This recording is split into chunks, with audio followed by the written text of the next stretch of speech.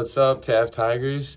Mr. Gilchrist just asked me to come back here and talk to you all about taking responsibility. And I gotta say, man, I have so become an alpha since high school.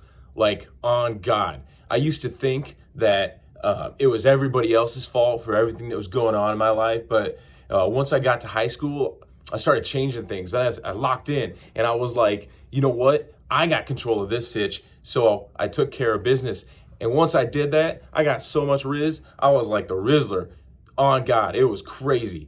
So if you want to be like me, then take responsibility for everything that you're doing here in school, and you'll learn all that Riz I'm getting, you'll get it too. Good morning, Taft Tigers. This is Mr. Gilchrist here. I am coming to you with our next session's character education topic. The topic this time is all about taking responsibility. When we talk about taking responsibility, there's a lot of things that go into that because it's very complex, and especially how the human condition is and how the human behaviors are.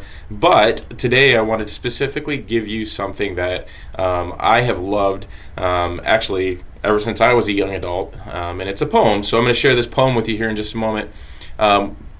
The other piece to this, though, that we need to talk about is all about your attitude, because when you talk about taking responsibility, the attitude that you have, the attitude that you approach life with is vital. So this poem that I was going to share with you is called Attitude by Charles Swindoll. So I'm going to read this to you, and then I'm going to kind of explain a few things based on the experiences that I've had working with kids your age, students your age, because there are a lot of great things that you can take from this so that you can be more successful as an individual. So Attitude by Charles Swindoll. The longer I live, the more I realize the impact of attitude on life.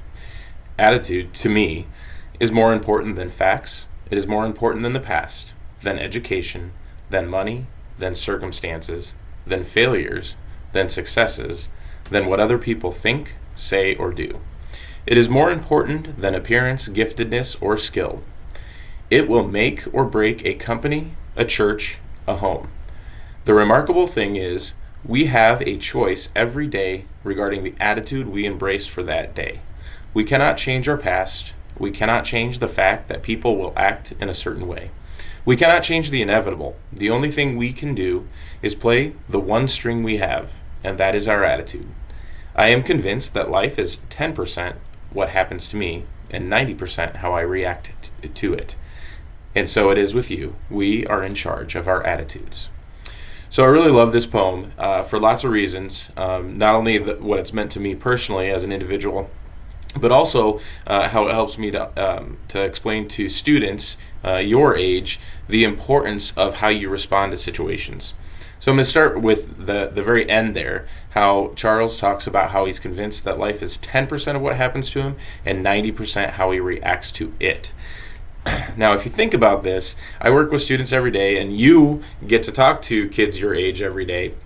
And I'm sure you hear this. You may hear this from adults as well, that because whatever is happening in their life is why they're doing this or why this is happening, and they a lot of times won't take responsibility, and they a lot of times will just say, well, it's because of that, and that's why I didn't do this, or that's why I couldn't get there, or whatever it is.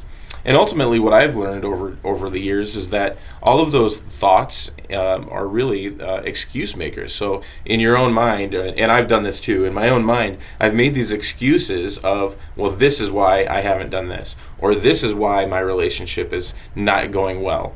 In reality, if you flip that, if you change your attitude, like Charles Swindoll is suggesting here, then no matter what happens in your situation, in your life, whatever's going on, you can flip that and you can say, okay, this might be happening in life, but how can I respond to it? What can I do to make it better for me? What can I do to make it better for the situation, for the relationship, for whatever it might be?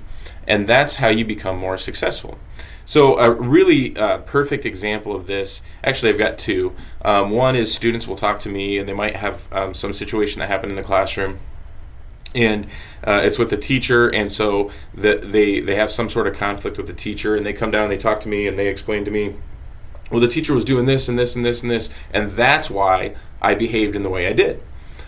A lot of times, what I'd like to hear from students, and I'd like to see that shift in attitude, is students come down and say, well, the teacher was doing this, I chose not to, or I decided that I wanted to talk to my friend across the room rather than do what I was supposed to do at that time. So it's that shift of, okay, you know what, my attitude wasn't perfect in that situation. I get that there might have been a lot going on. The teacher might have been busy or whatever it was, but that doesn't mean or give me a reason to act the way that I did. And that is a really subtle shift, but it's super important for students to start understanding that. I've noticed that when students are able to do that, they're able to have a more enjoyable school day. They're able to have more positive relationships. They're able to just be more successful in general. Another really perfect example are situations that I have when there's peer conflict. So students will come down and they'll explain to me why they acted the way they did. So, I got into this fight with a student because they were doing this, or other students were doing this. And instead, what that shift would look like is students saying things like, these students were doing this, but I completely ignored it because it wasn't worth my time, and so I didn't even have any issues. Those are those kind of like subtle shifts where if students start to do that, they're going to see a lot more success every single day. One thing I wanted to note in this poem is these couple of lines here, is that attitude is more important than appearance, giftedness, or skill. So a lot of times students will, when they're talking to me, say, well, this is the way it is. No matter what, this is what I look like. This is, my talents. This is the only skill that I have. Well, instead of saying this is all I have, utilizing that attitude shift and saying, well, no matter what I am, or no matter what kind of natural talents I have, I'm going to work hard, or I'm going to do this, or I'm going to do that, and start eliminating those excuses. And the other line I wanted to note is that it'll make or break a company, a church, or a home.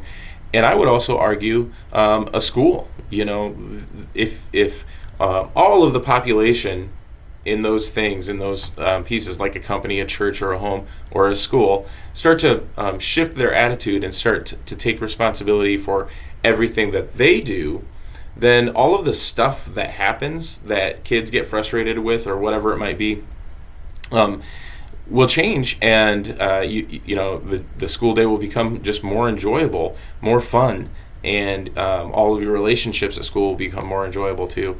So I think that those kind of things are really important. The last thing that I wanted to talk about is that there's not like a magic age when this just happens and everything is good.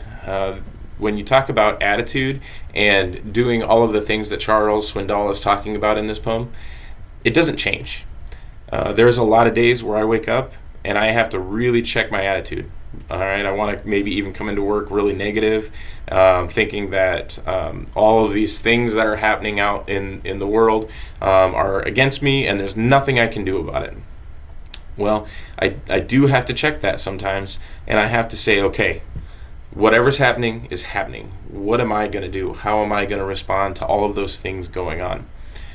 So it's a battle that you have to fight for the rest of your life, and I really encourage all of you to reflect on yourself and think about how you respond to situations in your life. Do you say that life is 90% of what happens to you and 10% of how you react to it, and really become like a victim of your situation? Or do you become a champion of your situation and say, no matter what happens in my life, I can respond in a way that's going to help me be successful, that's going to help my relationships be more enjoyable.